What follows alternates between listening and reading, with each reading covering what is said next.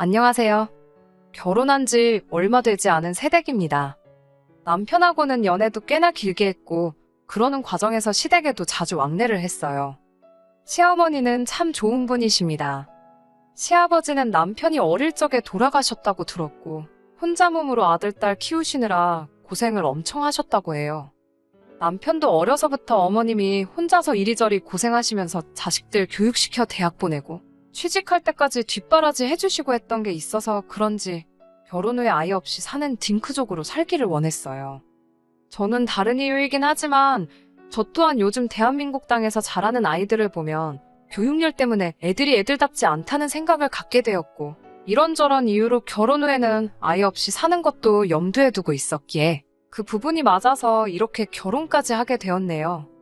저희 부모님께서는 제가 딩크로 아이 없이 살기를 원한다는 말에 아쉬워하긴 하셨지만 언제나 제 결정을 존중해 주시는 분이셔서 큰 문제가 없었고, 시어머니 또한 저희들 생각이 그렇다면 그렇게 하라고 쿨하게 허락을 해주셨습니다. 그렇게 저희는 양가 도움 없이 서로 직장 생활하면서 모아놓은 돈으로 결혼식을 올리고 신혼살림을 차렸습니다.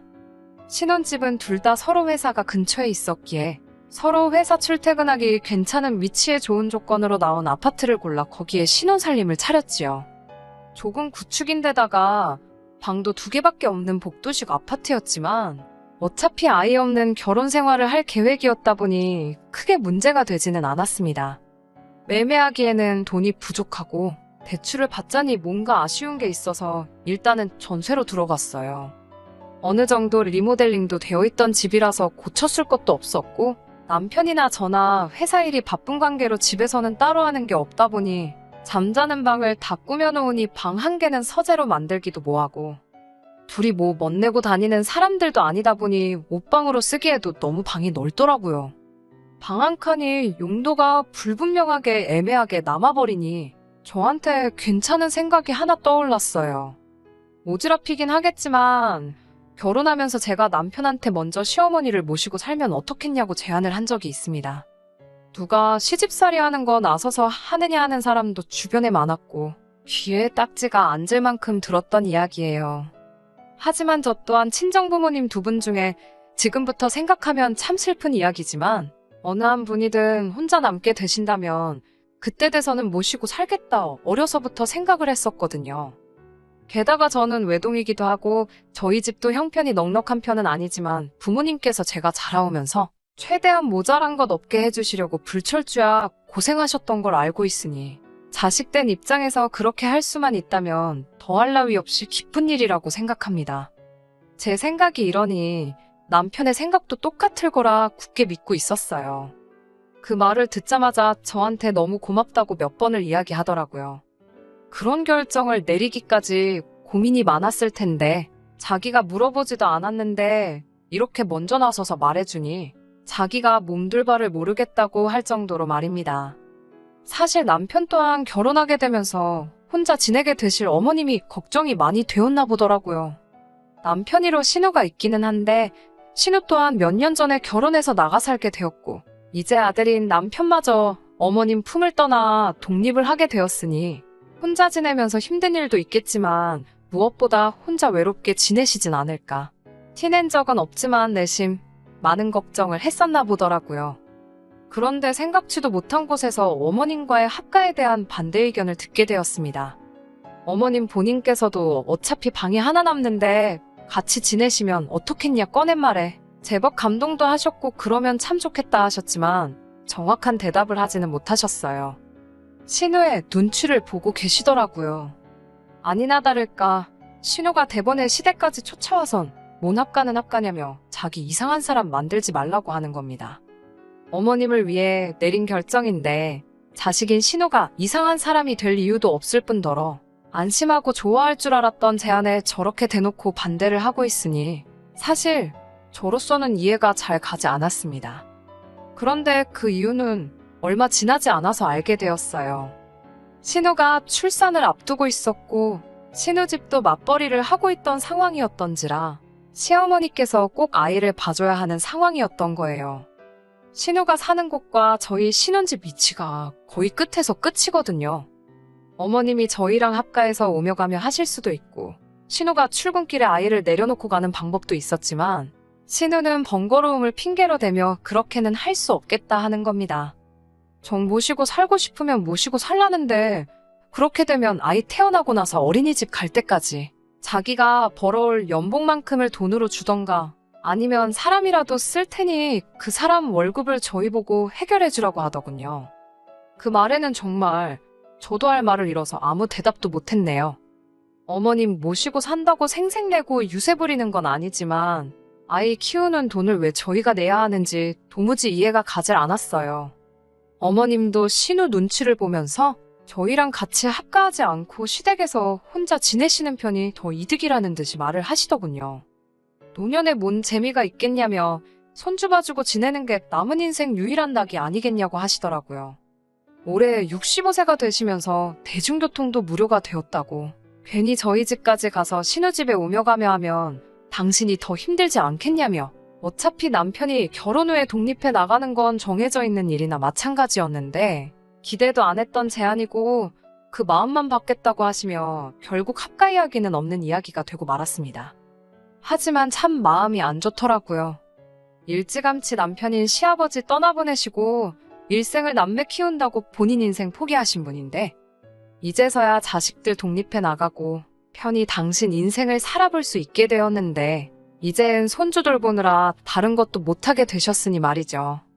남편한테 지나가는 말로 듣기는 했는데 어머님은 완전 시골 출신으로 20대 초반에 아버님을 만나서 서울로 상경하게 되었고 그 뒤로 서울에서 자리를 잡으신 거라 들었어요. 초등학교만 간신히 나으셨다고 들었고 뭔가 배우고 싶어 하신다는 말을 듣게 되었을 때 저한테 좋은 생각이 나더라고요. 혼자 계신 어머님이 걱정되기도 하고 물론 매일같이 평일에는 신은혜로 출퇴근을 하시게 되셨지만 혹시나 혼자 지내시는 동안 무슨 일이 있을지도 모르잖아요. 집으로 방문하는 학습지 선생님을 알아봐서 어머님이 하고 싶으셨던 공부를 하게 해드리면 좋겠다는 생각이 들었습니다. 혹시나의 상황에 집에 수시로 방문해주는 학습지 선생님이 계신다면 안 좋은 일을 미연에 방지도 할 수 있지 않겠나 싶기도 하고 어머님 또한 배움에 대한 열망이 크셨기에 일석이조나 마찬가지라는 생각이 들었습니다. 물론 거의 혼자서 공부하는 거고 학습지 선생님이 20분 안짝으로 방문해서 숙제 검사 정도만 해주고 모르는 거 알려주고 하는 정도지만 어머님은 뭔가 새로운 걸 배운다는 게 참 즐거우셨나 보더라고요. 이것도 배워보고 싶다, 저것도 배워보고 싶다 하셔서 제가 할 수 있는 선에서는 다 여건을 마련해 드렸습니다.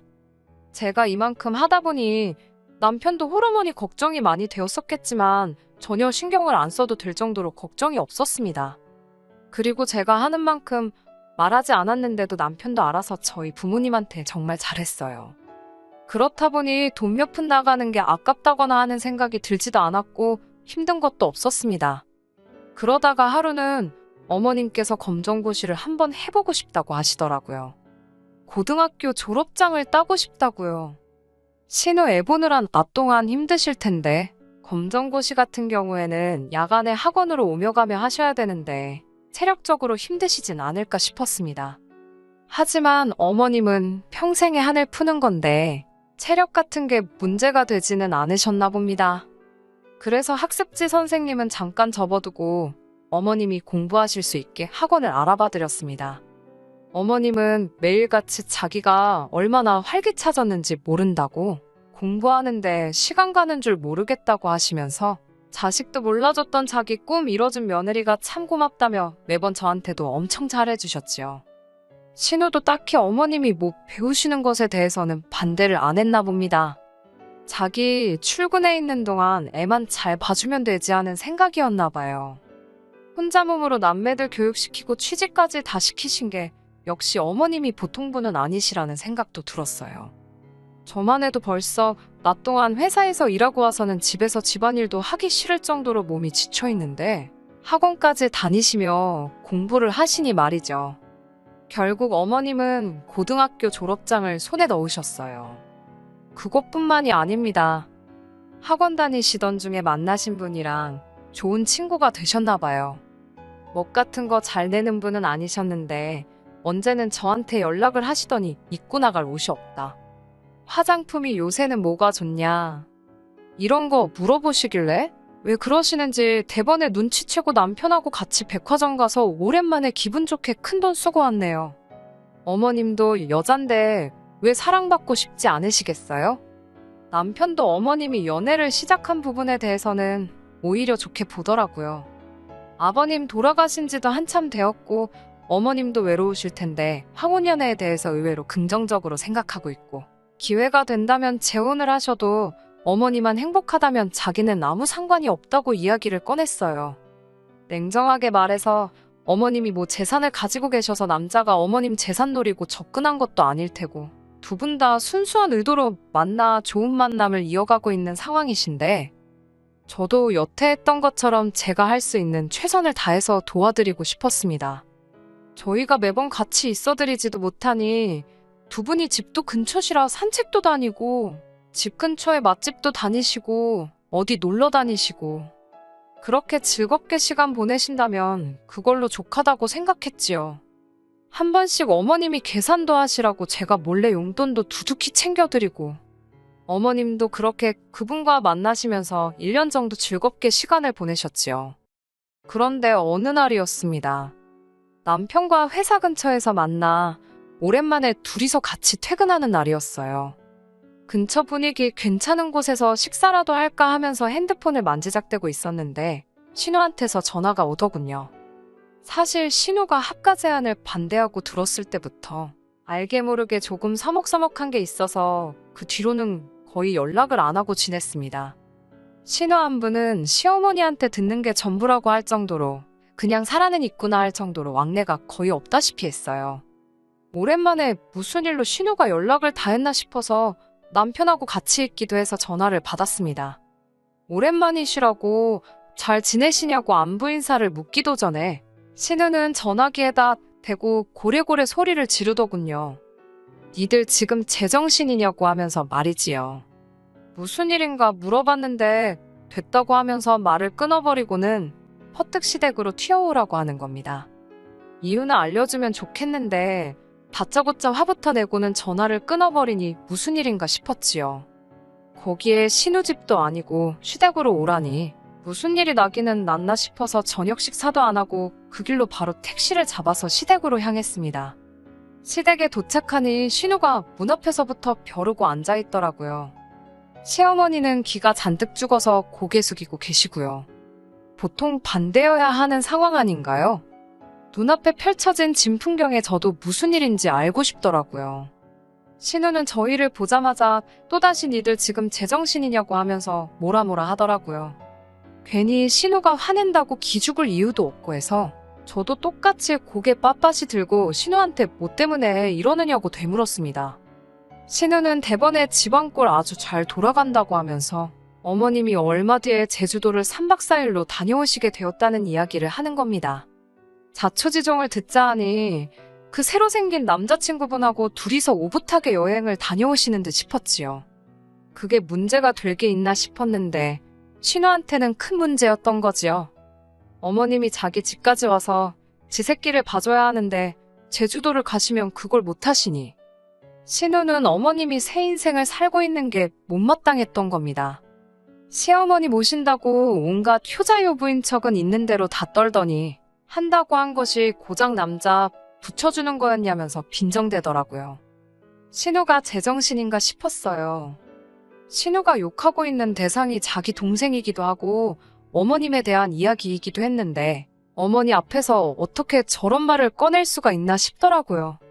남자 만난다는 건 두 번째 이유고 누가 봐도 신우는 어머님이 여태 1년 동안 돈 한 푼도 받지 않고 신우 아이를 돌봐주셨는데 고작 3박 4일 여행 다녀오시는 게 싫다고 어깃장을 부리고 있는 거였으니까요.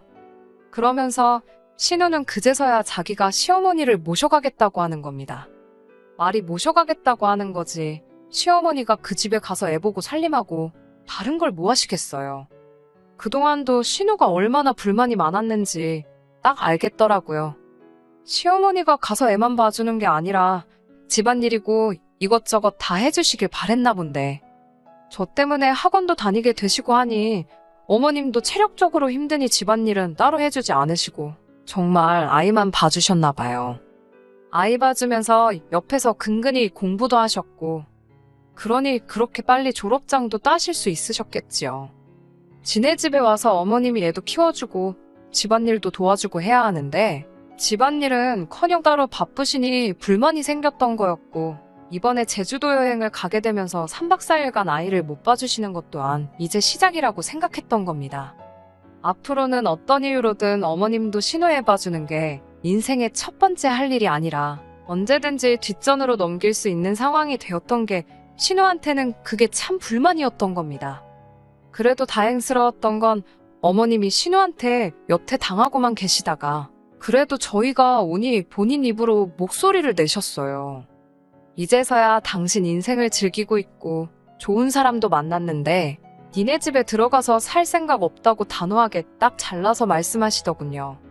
어머님까지 당신 의견을 확실하게 말하시는 가운데 신우가 수세에 몰리니 이젠 저희와 시어머니 사이를 갈라놓으려 들더라고요. 잘못 생각하는 거라고 어머님이 연애하는 거 지금부터라도 뜯어말려야 한다며 어머님 유산 이야기를 하는 겁니다. 가지고 계신 거라고 해봐야 지금 살고 계시는 이 집 전세보증금이 전부인데 어머님이 재혼이라도 하시게 되었다가 그분보다 먼저 돌아가시면 그 유산이 어디로 가겠냐고 하면서 아주 개거품을 물더라고요. 저게 친딸이 맞나? 이렇게 훌륭한 시어머니와 착한 남편과 같은 피가 흐르는 인간이 맞나 싶었습니다. 남편도 가세해서 누나가 사람이 맞기는 하냐고 하면서 자식이면 당연히 어머니가 행복하길 바라는 게 정상 아니냐고 한마디 하더군요. 자기는 그깟 유산 얼마 바라지도 않고 그거 포기해서 어머니가 행복할 수 있으면 대번에 포기한다고 하더군요. 그리고 저한테 어머님하고 같이 살려고 했던 거 아직 유효한 거냐고 물어오더라고요. 남편이 무슨 생각을 하는지 딱 알겠어서 당연한 거 아니겠냐고 했습니다.